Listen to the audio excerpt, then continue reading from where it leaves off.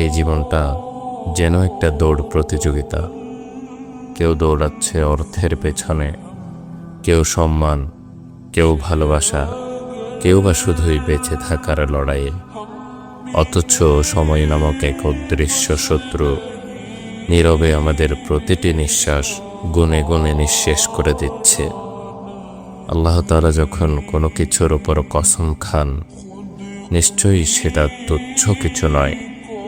তিনি বলেছেন, সময়ের কসম, নিশ্চয় মানুষ ক্ষতির মধ্যে নিমজ্জিত।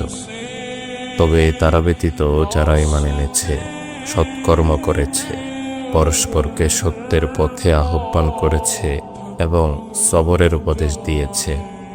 এই কোরআনের আয়াত যেন এক আদালতের রায়, আর তুমি আমি সবাই সেই রায়ে হেরে বসে আছি। কিছু মানুষই শুধু বাঁচবে যারা বিশ্বাস করেছে, সত্যে দাঁড়িয়েছে, অন্যকে সত্য বলেছে, আর সবর করে গিয়েছে অন্ধকারের মাঝেও।